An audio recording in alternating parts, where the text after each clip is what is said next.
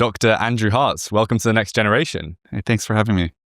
Are we living in an over-therapized society? Yeah, you told me that you were going to ask me this before we started. I think we're in a poorly therapized society. I think that there's a lot of kind of pseudo mental health language that is being thrown around, and people are diagnosing themselves and diagnosing other people, but I think they're misusing a lot of concepts. And it's weird how the kind of like overuse of some kind of mental health language seems to coincide with like our society getting crazier, actually, instead of more grounded. When I was in graduate school, you couldn't access all this mental health information. I mean, I guess you could at that point, but like there was the idea was when people first took abnormal psych and they learned about these diagnoses, all the graduate students or the undergrads would diagnose themselves and think they had everything and kind of like panic about it. And now it's like those diagnoses are all everywhere online. So like anybody can diagnose everyone they know and themselves with everything. And it actually is very like, I think, dysregulating for people. People will latch on to like a therapeutic insight and they'll misapply it, or they'll try to therapize their partner or therapize themselves. And often I think it makes things worse. So in a way we're over-therapized, but it's like mis-therapized as opposed to just too much of it. Where does that come from? Does it come from big companies profiting off of this, or does it come from the human nature to want to quantify and understand everything? Why is it surged? Yeah, I think like when you say that your spouse is a narcissist, it gives it this like scientific gloss to it, where it's like, oh, I know, like this is a science thing. I'm not just like insulting you. Right. This is a science thing. There's science behind it or something. But really, at that level, you're just saying you're not happy with your partner, or maybe they have specific traits or behaviors that you don't like. But like if as a therapist, if someone comes to me and they say they think their partner's a narcissist, I would want to know, what's the specific issue here? What's your problem with your partner? Like they don't listen to you. They're not around enough. They're mean. Like, what's the problem? And then we can think about how to address it. But it's shocking how many people have decided their partner's a narcissist and they've never really mapped that out. They just want to like diagnose somebody so that they can like dismiss them or feel better about them. And they do this to themselves too. Like, oh, I have trauma, so you need to leave me alone or something.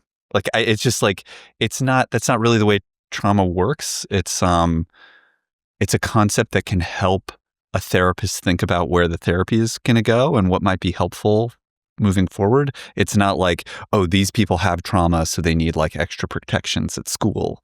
And these are other people who don't have trauma, so we don't have to care what they think or something. Like, I think it's a lot of like, it's the way it exists on social media and the way people use mental health language is like very sloppy, and often not constructive, counterproductive. You mentioned social media. Is that what's at the root of this, or have people always been trying to quantify things with mental health language but failing? I think it's definitely floating around on social media. And I don't know if it's just social media or the internet, but like all these concepts are more accessible to people. And so they think like, oh, I have dissociative identity disorder because they learned what that is. Or I have PTSD, or I have this issue or that issue. And, and then it often actually, instead of like being connected to a therapeutic process that can get them through that, it's like a way of like, entrenching them. Like, right. I have that, therefore I am that. Negative and the rest of the world needs to accommodate to me now because of this. That really wasn't ever. These were supposed to be, the diagnoses were supposed to be developed to help therapists and professionals guide treatment and guide research, not for people to kind of, I think that there's, it's interesting how like the the concepts change. Like every few years, like there's a new DSM that comes out. We revise them based on data and based on where the need is. Well, talk to me about that a little bit more. How have the concepts changed since you started working in this industry? I don't know that they've changed so radically, but like there is like a diagnostic manual, the DSM, and they have a list of diagnoses. And those diagnoses are like determined, the criteria for each diagnosis are determined by these like committees that meet and discuss what's useful for clinicians. And there's a number of different things that go into like, what's the threshold for somebody who's depressed? You know, when do you have depression? When do you not? You know, that's a very subjective kind of a thing. There are people who have such crippling depression that they're suicidal every day. They can't get out of work. They have no relationships. They can't keep a job. They're like tearful every day. Like there are people with really, really severe depression. And there are people who have been a little bit sad for a few weeks. And where's the line between those two when you have depression or you don't have depression? Well, this fascinates me, especially if you look cross-culturally, how depression varies through different nations and especially through different generations.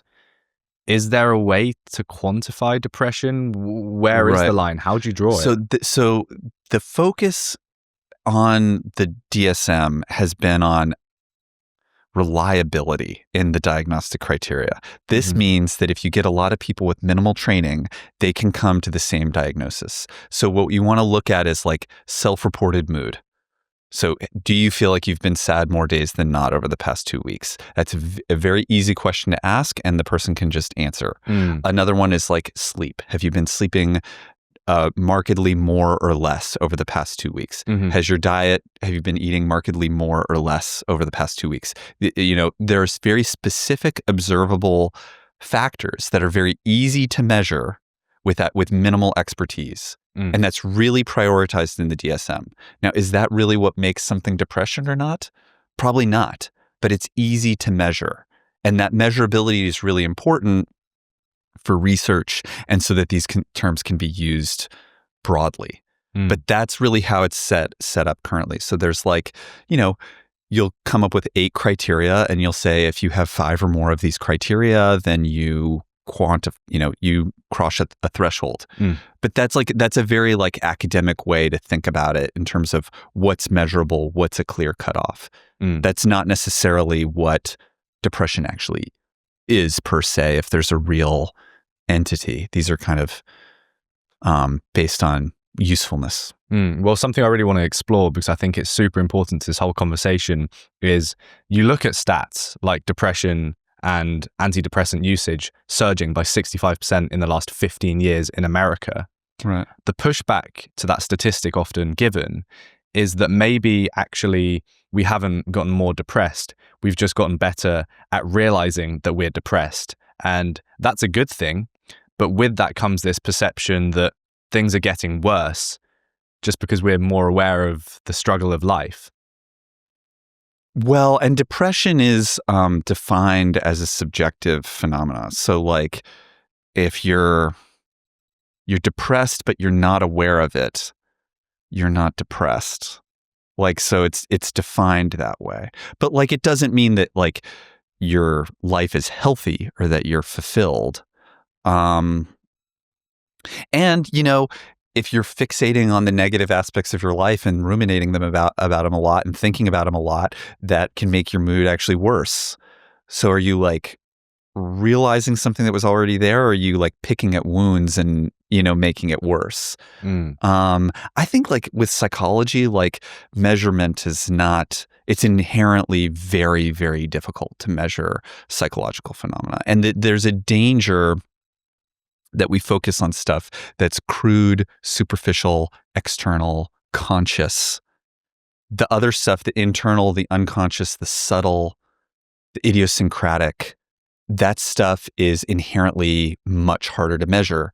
So it kind of gets cut out of the data. And it's really, you know, there's lots of different ways somebody can be depressed. Somebody could be depressed where they're like feeling numb and hollow, and somebody else could have a really lethargic depression. They're very like low energy, and somebody else has a lot of pain Or somebody else, it's very tearful and heartbroken. And it could be despairing, it could be grieving, it could be, all these things. They're all lumped into one label. They're different things. One is a result of trauma. The most common diagnosis for soldiers coming back from war is not PTSD, it's depression.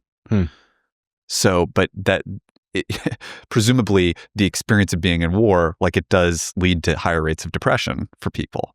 But that's going to be very different than a depression that comes from self-criticism or loss or a sense of meaninglessness or something else.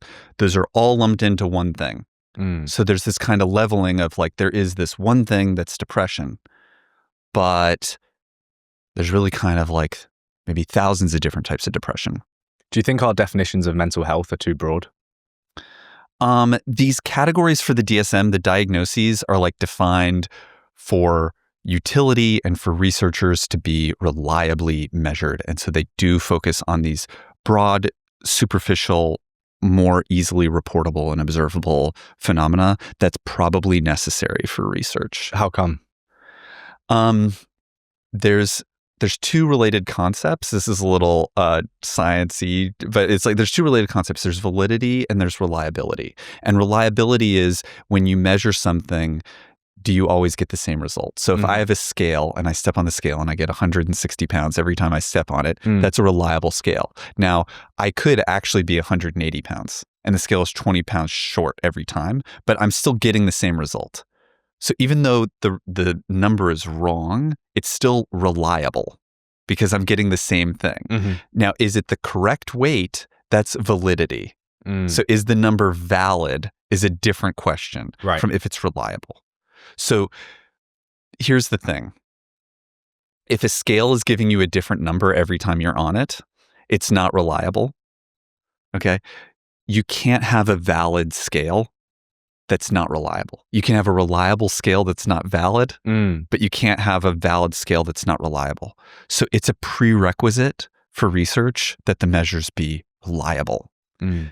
So there's a focus on reliability. These measures, they are adequately reliable according to the metrics, but are they valid? Maybe not. So maybe depression is broader or different, or it doesn't quite, or narrower, or there's different categories that are being lumped together or something like that. That's a different question, but they have to be reliable. And getting reliable measures is really hard. And it tends to focus on things that are like, if I got a sense that deep down somebody really isn't happy with their life unconsciously, that's not going to be reliable. Like, it's like everybody's going to read that differently. So you have to focus on what's their self-reported mood over the past 2 weeks. How important do you think that element of unquantifiable, unconscious, kind of just gut feeling, how important do you think that is in analyzing people and understanding people? It's often where a lot of the most powerful transformative aspects of good therapy come from. Like where you are consciously and what you already know going in my experience, that's not usually where the change happens. The change happens from recognizing things that you were unaware of. And how do you train for that? How do you train as a therapist to look for things that somebody's unaware of? You could look at somebody says they're feeling really anxious, but when you spend time with them, you notice that they actually there's a lot of sadness there, or there's a lot of anger there. And so maybe that's in their demeanor, it's in their tone of voice, it's in the content of what they're talking about. They're saying it's sadness, but you see a lot of anger. Well, you were telling me off air about these different channels that you can explore. Talk to me about that. So, one method that therapists use to look at this information is called, it's a model, channel 1, channel 2, channel 3. So channel 1 is, if you're with a patient, it's basically the transcript of what they say. It's verbal conscious information. What are they literally reporting? Channel 2 is the nonverbals. So that could be facial expression, posture, body language, subtext, things like that. And that's their affect, which could be very different. Like this person I'm talking to you about who says they're sad, but they actually seem to have a lot of anger. The third channel is the really tricky one. It's very hard to use. You're thinking about, how do I feel when I'm with this person? And so even if they look sad and they seem sad and they're talking about being sad, but when you're with them, you feel anxious. Could they also be feeling anxiety? Could anxiety be a piece of this that's not on their demeanor and it's not in their verbal content, but it's still a feeling? And that's the third one's very tricky to use, because if I'm feeling anxious with somebody, that could be because of me. So you have to have a lot of comfort with yourself to be able to recognize when this might be coming from you or somebody else. It's helpful as a therapist if you have a private practice where you see 7 patients back to back in a day or something, and you're not anxious for the first 3, you're anxious in the 4th, and then the last 3 you're not anxious. That's giving you information that you often don't get in other contexts where you're like, there's anxiety as a piece of this puzzle for whatever reason. It's not some sort of hungry judge phenomenon where you just haven't eaten before lunchtime and therefore you're more condemning of these patients that you're seeing. Right. And you don't always know, because it's like, well, I always see this person after lunch, but I get really fatigued in the session. Is that because I just ate lunch? And then you move them to the first session of the day and you're really fatigued then too. And you think like, maybe fatigue is something that is really dominant here. So you're kind of always thinking about what somebody might be thinking or feeling that's not conscious, because that's often where the missing pieces are that help lead to change. The thing that my mind goes to straight away with these channels is thinking about how the medium is the message. When you think about technology and communication, we've all moved online and we've moved on to, I would say, text dominant platforms. Even though Instagram is photos, when people are describing how they feel, they're not doing it through capturing a photo that shows them smiling or frowning if they've had a bad day. It's through Instagram stories, it's through captions, and it's through direct messages with people. So I can imagine that we're currently over-indexing on channel 1. That must come with some limitations. 100%. And therapy has gotten more on Zoom. And I think channel 2 and 3 are way stronger in person. You get a feel of somebody and how they walk into the room and where they sit on the couch. It's pretty common for a therapist to have their chair and then a couch, and they can sit far or close or in the middle. There's things like that where it's harder to gauge that on the camera. You can get information from the camera, but a person's feel, I think, is way more. And I actually think it's a big part of what's happening with therapy is you have a very strong emotion, and by connecting to the person in the room empathically with it, you're helping them metabolize that a little bit. What do you mean? You're feeling it with them, and that takes a little bit of the pressure off of them so that they can process the feeling and let it go. It makes it a little bit easier to get through certain feelings when you have somebody who's feeling it there with you. And that whole kind of in-person process, which is not verbal at all, really, is, I think, weaker on Zoom. It can happen on Zoom, but there's something about the support that people feel when they're with someone. My big worry is that people open stuff up on Zoom. They don't feel as much of the presence of the other person with them in it. And rather than thinking, oh, I would have had much better results had I come in person, they think, I don't like therapy and it's not helping me. It's very rare that I think people think I'm opening up stuff, but I don't have the support of the other. I don't feel as much support from the other person, and I might get that in person if I were to make the trip.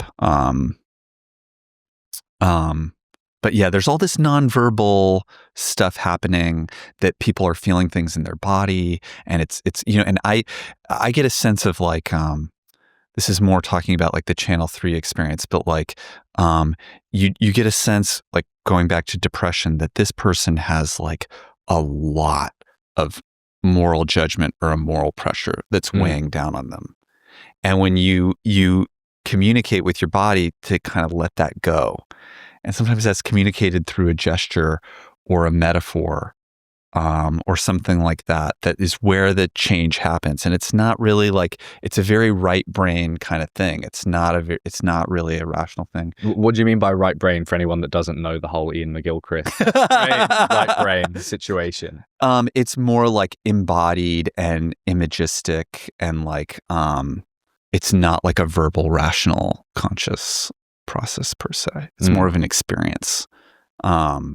And it's hard to, a lot of people, it's interesting, a lot of people still think that the purpose of therapy is to get advice, and that they're advice givers, and they don't think of it as like an experience where something shifts in how your body processes different emotions, and obviously there's lots of different therapists who practice this in radically different ways, and that's often lost on people too. So some actually do give more advice, and others have more of this process, and some don't do anything. It's just a wide range. So yeah, well, I can imagine the Zoom thing being so true when I look at things like, I learned this from Chris Williamson, the idea that evolutionarily men have adapted. If you look at men in a nightclub, go on a night out and look at how men at a nightclub or at a bar are standing and speaking to each other. It's never face on. They're always at a 45-degree angle with their feet and their bodies facing away from each other, because if they were front on, you kind of feel this sense of conflict, like something's going to kick off. Either you're going to throw fisticuffs or you're going to kiss or something weird, Yes. So, and that goes back to men fighting and having issues in tribes or whatever else, and ancestrally. Right. Whereas if you look at two women in a nightclub or a bar speaking, they're front on, and that's fine, and they can talk to each other. And you can feel this when you speak to different guys, or at least I do. If you turn your body towards them, this podcast's a bit different because we're sat down and we've got microphones in the way and we've got cameras in the room. But when you're standing next to a guy, it feels very intimidating, or at least you feel very aware that something could happen when you go from that angle to being front on. So yes, Zoom just misses out all of these nuances completely. There's a really, really great researcher, a brilliant researcher named Beatrice Beebe. And she did all of this work with micro elements of the interpersonal process. She would record interactions, especially mother-infant interactions, and look at micro gestures, that there's like kind of a difference between like head on, slightly at an angle, and then more suspicious and like more guarded, and like looking down versus up. And there's different things. It's interesting. You see this with the baby, of like, what's the rhythm of stroking the baby that will soothe them? And what's like too fast and it doesn't feel good, or it's too slow and that's distressing too. There's all these kinds of micro processing from like when you stop speaking to when I start speaking. So there's a rhythm to it that feels right, that you kind of know when it clicks and you know when it doesn't. A lot of that is really happening, and especially for people who do have trauma or are more disturbed, that rhythmicity, like syncing up their rhythm, it can get them into a different headspace. They're like attuned now. There's another thing that's really like common. I think about like a scale of like 0 to 10. We'll take anxiety. Let's say you come into a therapy session and your anxiety is like an 8 out of 10. Okay. Mm-hmm. Now, if the therapist comes back at you with anxiety that's exactly an 8, okay, it's going to be a little bit. It doesn't feel quite right. If they're higher, if they're a 9 or a 10, you come in with 8 and they're a 9 or a 10, you're going to shut down and not talk about it, because it's like they're escalating. Okay. But if you come in at an 8 and they're at a 2 or a 3, that also doesn't feel good because it's like they don't get it. And that can actually push you to escalate too so that they respond. So like the response really is kind of like, if they're at an 8, you kind of want to be at like a 6. So you get it, but you're a little bit less. And then if they kind of get to a point where they start to come down to a 7, and then you go to a 5, and you kind of, there's a walk down. And people can start to internalize that interpersonal nonverbal process as like something that then they can start to do internally potentially. Like, because if you grow up in a family where every time you're at an 8, they're at a 10, those people I think often learn to totally shut down. Because you're going to, it's very dangerous. It's like, why talk about being upset? Everybody else is going to just make it worse, you know? And people similarly, like if when you're at an 8, everybody in your family's at a 2, you know, sometimes those people can, I mean, there's lots of different ways people can respond to that. But one is you're an escalator. You're constantly escalating because you need to get that. You need to get other people to acknowledge what you feel. You need to get them up to a 6 or 7 to be able to relate to you. Yeah, that they get it. They don't get it unless you're like over the top. So like getting that rhythm right, and people can internalize it. So you see that like when people like spiral, like there's kind of like an internal dialogue that you have between like yourself and this other figure, as mom or dad or the therapist or whatever. And that other figure, if the other figure in your head that's like responding to your internal monologue is able to be a 6 and then a 5 and then a 4, now you have emotion regulation. Now you can like actually like take some time to think through something and process it and reground. But if that internal other is, they always go to 10 or they never get it, you know, then potentially you can reestablish that figure. This is great that we're talking about this because it shows the complexity of what can happen in therapy when it's good and when it's working. And in terms of like over-therapizing, like throwing around lots of jargon and diagnosing yourself and other people and getting over-identified with these categories and then ruminating about them and all this stuff. Like so much of what you see on the internet is like the worst possible therapy you could have. But when it works, it can be such a transformative, like beautiful thing. Well, this is something I wanted to ask you about, dealing with these voices in our head that we all have, especially when you're perhaps on some sort of mission, whatever it is, to complete what you think is going to fulfill you or what you think is going to give your life purpose. You're always going to experience doubt. You're always going to experience doubt, even if you're not embarking on some noble mission. But it's something that I find the more I progress with what I'm doing and the more I up the stakes, the mental negative voices don't go away. They either remain the same or they get worse because the stakes are higher. And this is so counterintuitive to what I thought would happen as I was, in inverted commas, progressing, getting better, becoming more successful, if you want to use that as a phrase. But it's not true. The more things you get in life, the more these negative voices try to say to you, you don't deserve them. So I'd be interested to hear both sort of starting out when maybe you're in your early teens and you experience these negative voices properly for the first time when you're super hormonal. How do you deal with them then? And would you prescribe a different way of dealing with negative voices once you're potentially a bit further on in life, further on in your journey of whatever you want to do? Yeah. I mean, I think that's a really great example, and I do not think it's rare. A lot of people seek a particular type of success because, you know, there's an imagined approval that they're finally going to get once they get to something. And it doesn't happen because it's not actually external. It's an internal thing. You're trying to solve an internal problem with external, and it's like it's never enough. And there's a way, I think, potentially, I don't think it necessarily always happens this, but it can actually get worse.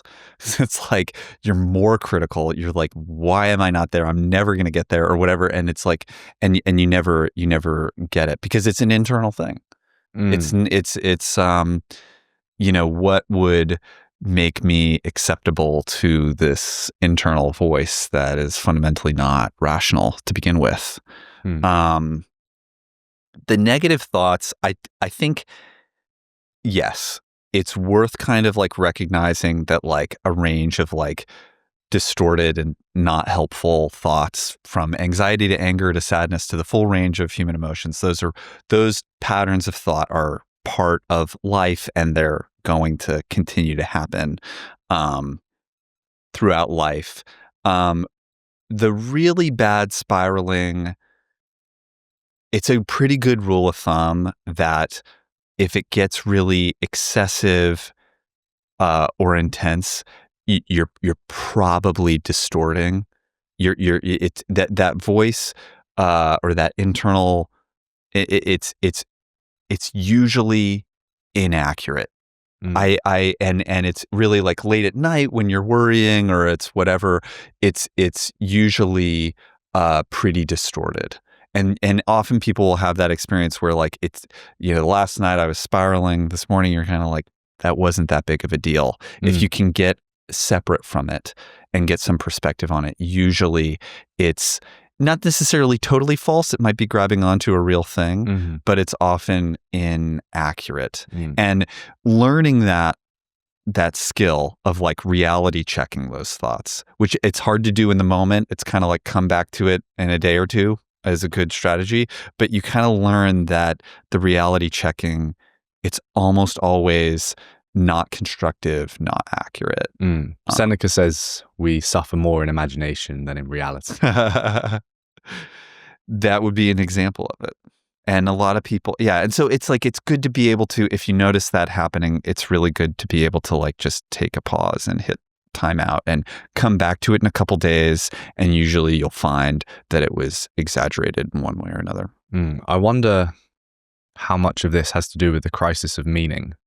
And I wonder if the crisis of meaning is downstream from us living in a world where these external forms of affirming your identity exist. When you're on social media, you're on TikTok, you're on Instagram, and it's much easier to market these material goods and tie up your self-worth in those rather than an internal self-assuredness and an internal feeling. Maybe that's why we're struggling in Gen Z with finding any meaning. You said it earlier. We're trying to solve these internal problems with external solutions. It's a category error. Yeah.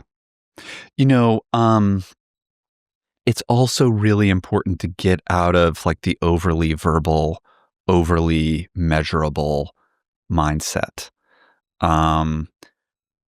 Because I think with meaning, it's kind of like I've always been kind of like skeptical of anybody who's like, oh, I found like meaning in my life. It's like playing guitar. Playing guitar is my meaning. And I'm kind of like, I don't know. It just doesn't ring right to me. Like, even if it's like you got a really good job, it's like, okay, that's great, but I don't know how that would really answer any like cosmic question per se. Or even like I've got a really great marriage, or whatever it is, and it's like that's really wonderful, but and I think ultimately what gives people meaning has got to be something that's more experiential and less like consciously knowable. I told you a project I've been working on for a long time, and it's got 3 concepts that are really they're related, and it was secrets, mysteries, and questions. And a secret is something that you can know, but you can't communicate. A good example of a secret is trying to explain to a young child what it means to fall in love. Even if you're very articulate, they haven't had the experience, so they're not going to fully know what it means. It's not no matter how articulate you are, they're not going to get it because they haven't had the experience. That would be a secret, okay?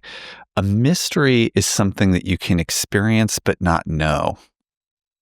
So it's bigger than your mind's ability to conceptualize. And a question is something that you can know and communicate, but you can't measure. And there's lots of those three things are a big, important category of human experience.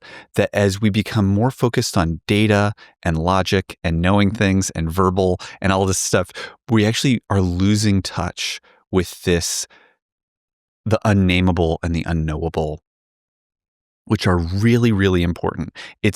I would say personally, this is my personal view, that what ultimately is going to give people meaning is in that unknowable. It's those unknowable types of qualities that you experience, but it's not some kind of piece of factual knowledge that you're going to say, oh, my meaning is X. It's actually going to be something that's beyond the rational mind that you experience. And I think it's not until people find a way to connect to that, and it's usually through the heart, through love, through surrender, through grace, things like this. Even if somebody's not religious, the ability to connect to that domain of existence is going to be really crucial for meaning. And I think it's also really crucial for thriving and creativity and health and fulfillment. And a lot that comes from that place. And I think especially as we get more focused on the verbal, more focused on the textual, more focused on knowledge and data and facts and things like this, we're actually losing more connection with this, which I think a major source of loss of direction, distress. You think direction and you think of a sat nav pointing northeast, south, or west. Yeah. Or you think of your Google Maps telling you to turn left or right. Yeah. These are all quantifiable things. Yeah. Whereas what you're speaking about are these non-propositional facets of life. And I think narrative is a great thing that binds these ideas together of mystery, of question. You can put an equation together for the meaning of life or what's going to give someone purpose, but it doesn't connect the same way that a story does. And you see how, I was thinking about this the other day, walking down the street past a Harry Potter shop in London, how movies literally conquer the world psychologically. And societies change based on the music we listen to, movies we watch. And these are all forms of expressing this non-propositional, this thing you can't put into a syllogism, an equation in life, but that you know is there. These movies and these songs are all ways of expressing that.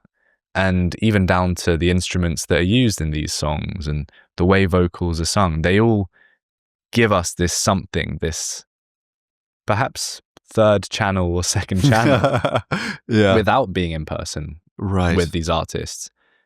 Yet we're over-indexing on the first channel still. Yeah. And I think there's like if you're trying to connect to the mystery, you're trying to connect to the light within the mystery that's going to give meaning and direction, and you're on this quest, whatever this is. And there is a journey there. And it's not it's going to unfold potentially in ways that you might not see at the beginning. But it's because that thing that gives meaning and direction might be juxtaposing the Harry Potter story onto your life or something for a time. But that even that metaphor is kind of going to get used up and replaced by something else. But I think that but it's not necessarily a qualitatively different journey. I don't know if I'm getting too abstract here. No. But there's a song can be really inspiring, and the thing that's inspiring about it is that it's connecting to the next leg on your journey, and then it's something else that ends up inspiring the deeper step, or whatever that is. I struggle with this and thinking about if this meaning that we map onto our favorite song, our favorite album, is that actually justified if you're looking scientifically? Is it a real sense of beauty, this abstract thing, or is it kind of just a necessity that's evolved evolutionarily? Do we have this illusion of free will and this illusion of beauty because we have to? Or is it something that is really there? Well, I think if so, let me take a step back here. Like I think there's a danger with your question.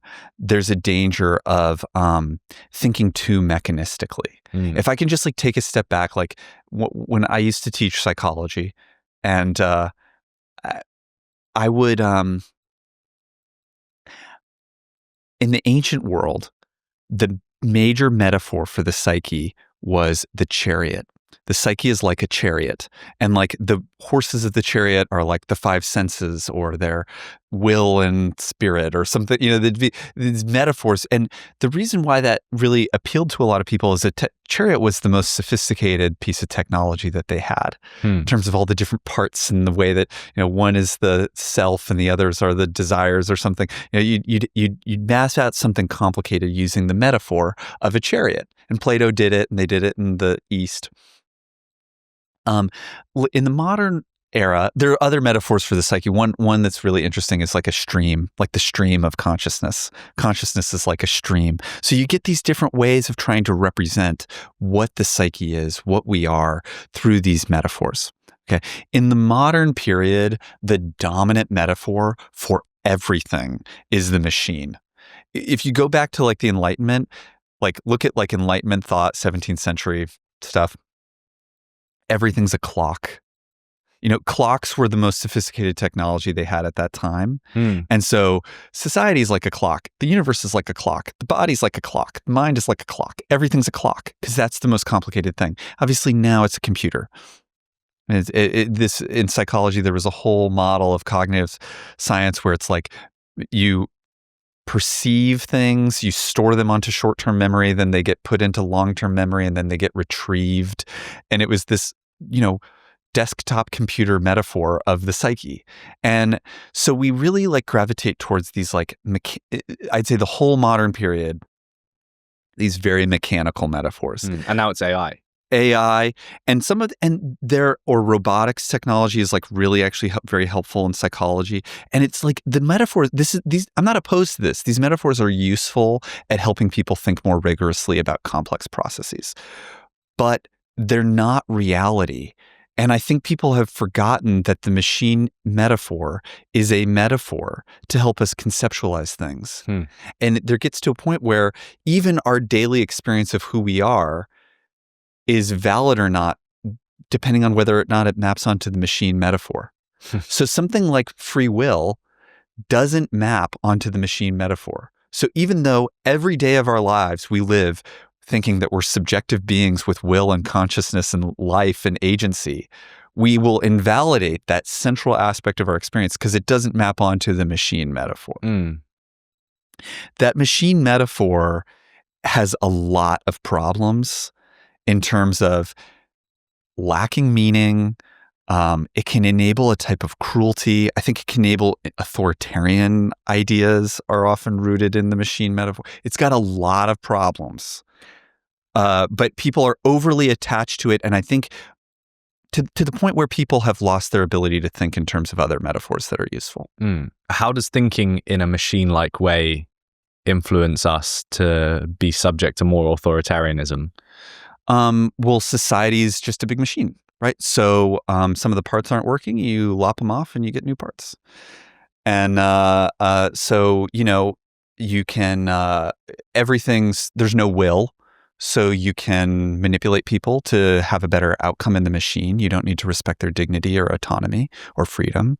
You can make them do what they should be doing to have the best outcome for the machine. It's very dehumanizing. And, okay, so we lost a couple 100,000 people, but the machine is working better now, and it'll long-term, it's very dehumanizing. To quote a great man, Stalin said, "One death is a tragedy, a million is just a statistic." Yeah. I think that summarizes your point quite nicely. I want to take a hard turn here and speak about something that we've kind of mentioned earlier, which is this online therapy space. What do you think to apps like BetterHelp and their impact on society's mental health? A lot of people have real severe access issues, and in lots of parts of the United States, for example, like you can't find a therapist. People have mobility issues, other types of constraints where these apps enable people to get and see a therapist that wouldn't be able to in another context. And a lot of those people really do need it and are able to get help from it. So I really don't want to be overly negative on it. I think it's not preferable to in-person therapy. I worry about more and more clinicians with bad training, with minimal training. There's a cheapening of the profession. A lot of this stuff is incredibly low fee. You pay more for a massage than you do for your therapist, and the amount of training that you need to be able to do it well requires more compensation than that. So I do worry about a cheaper, crummier type of therapy that's mass produced and is ultimately not very helpful for a lot of people. But if it's done in the right way, it could really increase access for people and I think be a positive. Well, do you think it really can be done in the right way when it's marketed towards the whole of the internet and there's kind of just this unlimited roster that you can fill? The incentive's there to fill it because you're going to make more money through subscriptions and through one-off sessions.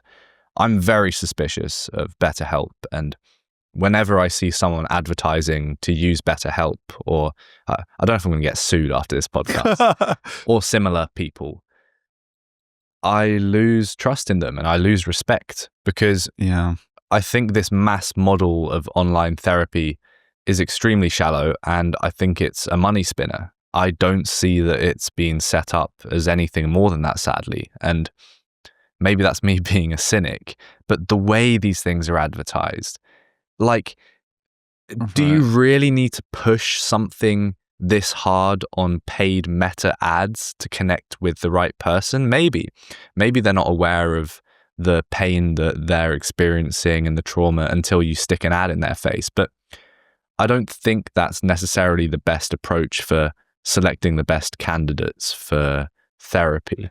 That there's that your main concern is that it's too broad of a net and they're kind of encouraging therapy for everyone. And I don't, it's funny, a lot of people see these ads all the time. I see them every once in a while. I shockingly don't get as many of them as you'd expect being a psychologist. They can tell you've got your shit together. I get maybe that's it. But and I actually don't have any firsthand experience with BetterHelp as a provider or a patient or referring people. I don't know anything about it. So but your concern is basically this belief that it communicates a belief that basically everybody should be in therapy. And especially when I see it being advertised to my 13 or 15-year-old half-sisters, are they really in a position to make that decision of if they need therapy or not? Maybe. But when it's put in a flashy way on TikTok ads, sandwiched in their algorithm next to other posts that are telling them that they've also got depression and ADHD and anxiety simultaneously. Yeah. When actually these things are just symptoms, and you tell me if this is true, but I strongly think and believe that most of these symptoms of poor mental health also perfectly map onto the symptoms of being a 13-year-old and experiencing adolescence. So you get this phenomenon where people think that correlation equals causation, and that because they're aligned with certain symptoms, they've got some sort of mental illness. Could you maybe speak to me more about that? How do we distinguish between aligning with symptoms of something and actually having something pathological? Yeah. The field does a poor job of, cutting lines and saying, like, these are people who don't need it and these are people who do, and this is when you're done with therapy and it can drag, and there are financial incentives that cause problems there. It's also such a parallel thing to me with like every institution in society right now is getting like very brutally questioned, and people are questioning doctors' medical advice, and people are questioning their attorneys and college professors and high school teachers. And it's really like every profession is kind of getting a like super hard bullshit test of like how much of what you do is bullshit. Well, I think what we're finding is that like a lot of them have a lot of bullshit in them. And this is like a real challenge to like, I think, improve the field and adequately respond to the concerns and problems here of like overdiagnosis, of overtreatment, having better guardrails around that thing to restore trust. There's a big danger that if everybody has recommended therapy, that people think the whole field is a scam. I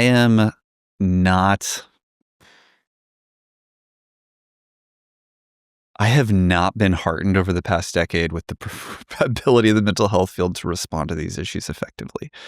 Like a lot of these institutions, they're very like ossified, they're very comfortable, and they don't recognize that these are real problems that are going to delegitimize the profession if they don't get addressed with, and there's some urgency here. I don't see that. And there's also the danger that like there's a lot of really valuable stuff that can come out of the profession that can be really, really helpful to people that then isn't going to reach people because they think the whole profession's a scam, because it's associated with poor quality stuff and bad practices. And this isn't the only concern is like over prescription of therapy. There's lots of mistakes, and like I think the way that treatment of gender dysphoria over the past decade, and the way that institutions advocated for treatments that weren't evidence-based, that's another one. And getting in line with a lot of politicized ideologies over the past decade that have, I think, really hurt the field too. And the will to reform is just not there. People are trying to create new institutions like the Open Therapy Institute, which is what I've built and to address to the problem. But I don't see the urgency that there should be on these things. You've pulled the pin there on a political grenade and thrown it into this conversation. And I'm just going to let it sit here and explode eventually, because I want to get onto something else before we run out of time. Okay. But first, to tie a ribbon on this section, it would be great to get some practical implementations we can take.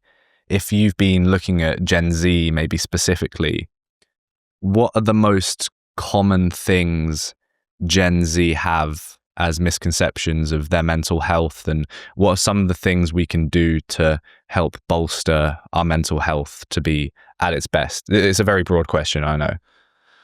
Wow. Yeah, it is broad. I don't want to be too sweeping, but the point, the diagnostic categories are created to help people identify problems so that they can overcome them. That has to be the framing in which you're looking at those things. If you identify a legitimate problem that is a legitimate thing, hopefully that helps you respond to it and overcome it so that it's no longer a thing. It's not a permanent, this is what I have now and who I am now. That's really, really important. It's a temporary thing to help you identify a problem and respond effectively to it. I'll say another one. The full range of human emotions and experiences is baked in to your biology. So our brains and hormones and nervous systems are designed to feel the full range of human emotions. And that's because they're adaptive. Anger is to respond to threats, and anxiety is also, and sadness can be a way of like restoring energy after a loss or something like that. So there's an adaptive function to them. You're going to feel all of them: pride, shame, joy, sorrow, fatigue, desire. They're all going to happen. You have to get comfortable with that. When you start fighting normal feelings that are based into your biology, that's when your system's going to get derailed. The fantasy that you could live a life with no anxiety or no stress or no fatigue or no sadness, that is a very pathogenic belief. You will experience all of those things. The ideal is some type of balance where you can feel these things, let them happen, respond to them as needed, and let them go and go to the next thing. But all the things that, all of those feelings and experiences are going to happen in life, and it's letting it come and letting it go is the sign of mental health. Not, I think a fantasy that you're going to not have grief or not have sadness or not have anger, that is a very damaging belief. Let's move away from that beautiful advice. Okay. Something that we spoke about over dinner at ARC last year or earlier this year. Okay. And it just absolutely messed with my mind. It's been on my mind nonstop since we spoke. Okay. I want us to mess with the audience's mind as well. So lay out to me, what is psi phenomena? Okay, I told you I was super hesitant to talk about this topic. I'm not a researcher on psi phenomena. It's broadly related to ESP, and it basically, I think, what's ESP? People, that's extrasensory perception. Basically, maybe an easier way. It's basically anything that's psychic, is what people would say. And there's a technical definition of it, but I think for our purposes, it's like the ability to predict events in the future or read other people's minds or communicate non-locally, from one part of the world to another, somebody on the other side of the world or something like that. So it's that type of thing. And the thing that was the focus of our conversation is that there's way more research on this than people think, and way more significant findings in research on this than people think.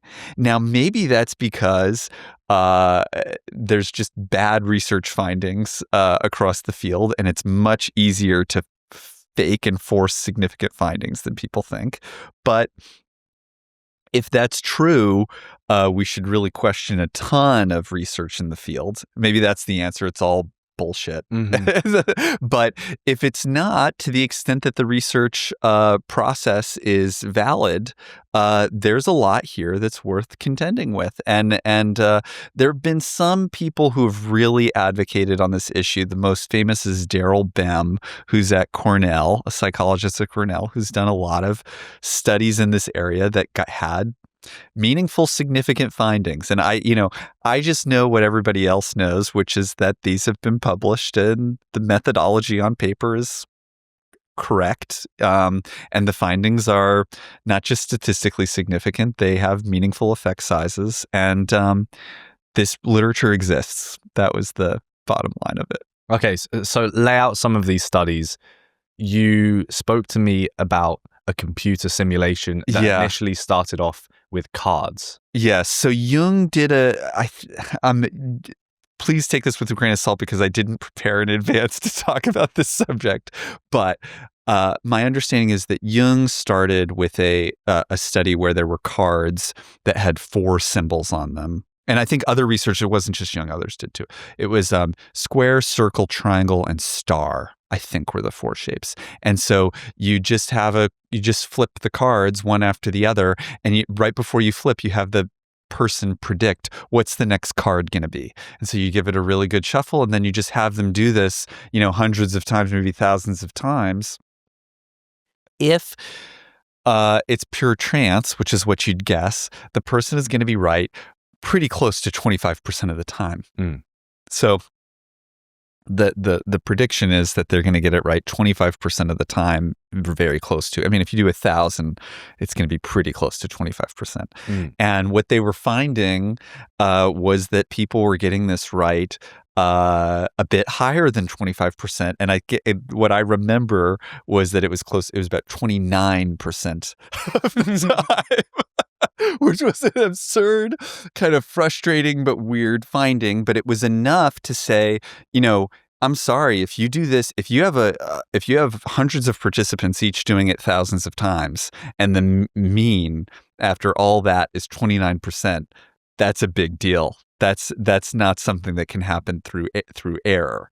Now, there are other things. Maybe they're not shuffling. It's hard to come up with a good explanation of how the researcher is going to fake this outside of fraud. But maybe there's different ways that they're putting their thumb on the scale. Even people who are very critical of this, and now this is done through a computer simulation, so it's a random simulator. It'll just generate different numbers and or different shapes, and the person predicts.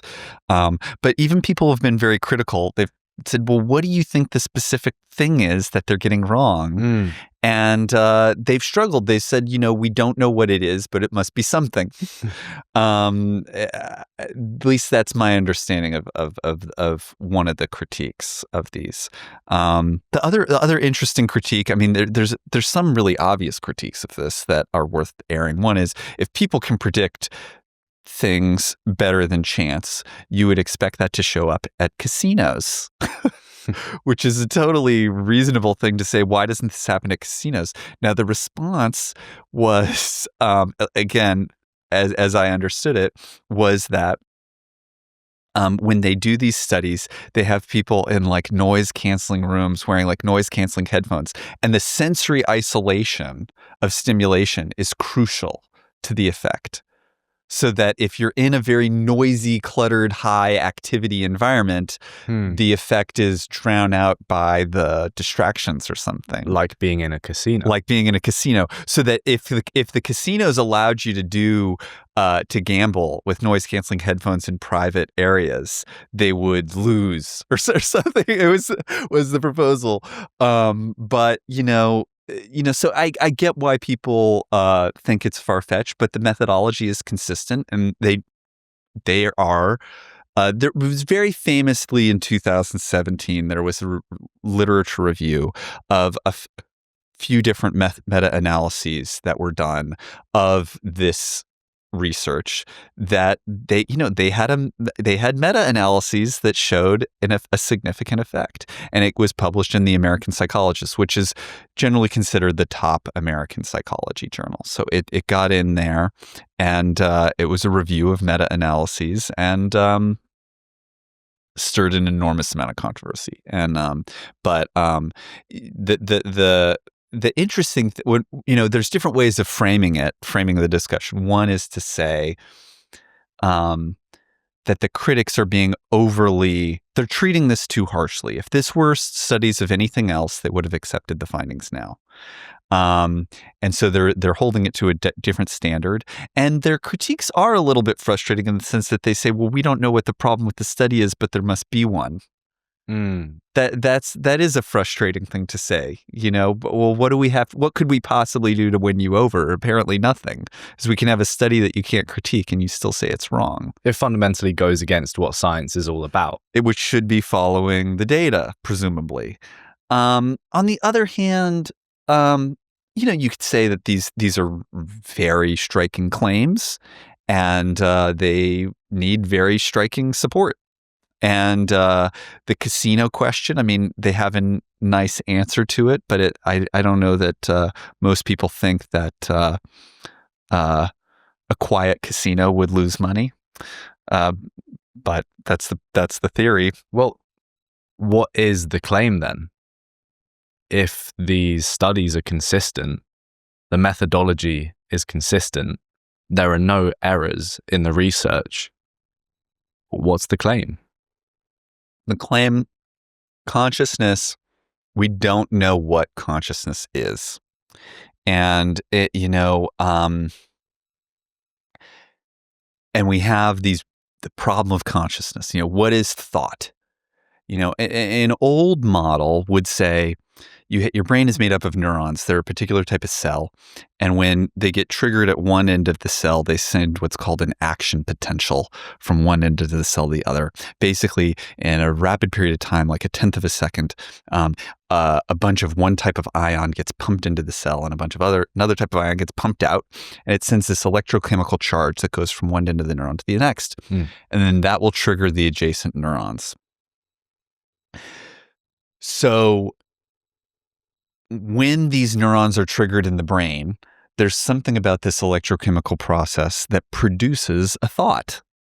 And a thought is a non-material entity or thing that is then produced from this neurological reaction.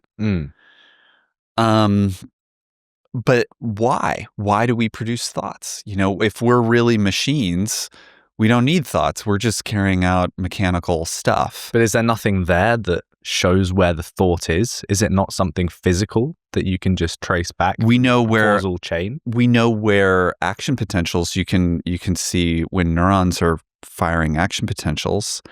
But where's the thought? Is it producing the thought? Is the neuron? Is it this? It's not the same thing as a thought. A neuron isn't the same. Neuron reaction isn't the same thing as a thought. So what is a thought and what's producing it? Where does it come from? And so one theory is we are just machines, and thought is what's called, it's an epiphenomena. It's just steam coming off of the machine. And it's basically this kind of weird byproduct of the body, but ultimately has no effect on anything. Now, that's a very strange theory, to think that probably the most interesting thing our bodies do is create these thoughts. That's the most interesting, mysterious, and fascinating thing that the body would do. And yet these thoughts are totally pointless and they don't affect anything. That's very strange. Why would we evolve a capacity for that?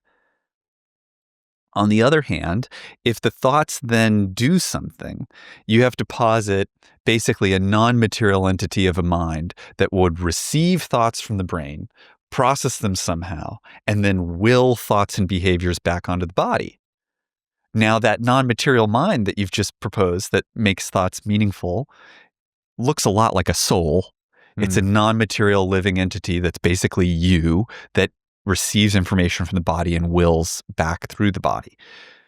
So now you have a model that's a soul, and it's basically a religious model, and you get why people are uncomfortable with that. So there's all kinds of other infinite theories of what thought is and where it comes from, but we don't know. And it's inherently hard to measure because you can't isolate the thoughts and measure them. You can look at the brain. So what is this stuff of thought? And it seems to some people, maybe it's not nothing. Maybe it is something, and maybe it can operate independently from the body. Maybe it's even independently from time to an extent, in that it can see what a shape might be in a few seconds. And so this would indicate that thought is something more than just a brain product, and that it's actually a very meaningful entity or substance in itself. And the theory isn't, in terms of its consistency, it's an internally consistent theory of how consciousness would work. But it's a big claim, and I think claims like that do require significant evidence. But the other side of it is we just don't know. We don't know what consciousness is. So. And it's just this irritating 29%. It's not as if it's like 63 or 44 or even 37, where it's like, yeah, something's going on here. Well, we can clearly predict the future in some capacity as humans. Well, I wouldn't think that there would be. There was one guy. His name is Rupert Sheldrake, very famous, a Brit. And he sounds very British. Yes. And he thought that, which makes sense to me, that your ability to see things like ESP type things, psychic things, is related to them being emotionally or interpersonally significant. a random shape on a computer screen has no relevance. And that would seem to be a very hard thing to predict, as opposed to something like a family member is in danger. That would be the type of thing where I would think that would be more meaningful. So it's such an arbitrary thing to pick a shape 1 second in the future. Yeah, we don't. I mean, I think, well, it might surprise people how, especially given how atheistic and agnostic psychiatrists and psychologists are. We're some of the most, the least religious profession, really, and how many of them believe in this stuff, and including like William James really was a very famous psychologist, really wanted to study this stuff. Freud studied this stuff and was more open to psychic phenomena than people think, despite being such an ardent atheist.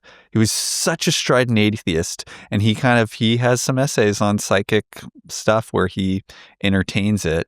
So it's more widely believed, and there's other Ivy League professors even now who dabble. So it's a bigger issue than the field than most people realize. But not at all there's a hot debate. It's not settled. I think there are a lot of beautiful unsolved mysteries that will one day hopefully be uncovered and will then be called science that we can't even comprehend right now. Yeah, I mean, I think understanding consciousness and understanding the mind, to me, it's such a bigger unmapped frontier than like space. It's like, this is the thing that we don't understand. And I think it's one of the most important and interesting things. People have no idea, like, the total lack of knowledge that we have in psychology. Like, how much we don't understand about the mind and who we are and how it works and consciousness. And like, we haven't even scratched the surface. And to me, that's the really interesting thing. I mean, space is cool. I like space, but it's like, this is the future unmapped terrain that we need to like figure out and go into. I think it's psychology. Dr. Andrew Hartz, thank you so much for coming on the show. Thanks for having me. Where can people find more of your work that's unrelated to psych Well, phenomena? I didn't talk much about the Open Therapy Institute, but I did found and I run an institution called the Open Therapy Institute. It deals with sociopolitical bias in mental health. So we talk about any sociopolitical issues that interact with mental health. They can find it at opentherapyinstitute.org. I have a podcast with Leslie Elliott Boyce on the Radical Center. They can go to her channel and find the Open Therapy podcast there. You speak about the importance of trans conversion therapy, right? We have some episodes where we talk about trans issues, but we also have a journal. You can find online. We just launched an academic journal. We have one issue of that. And if you're looking for a therapist and you want somebody who's evidence-based, you can contact us there. If you are in the mental health profession, join, sign up, participate in our events.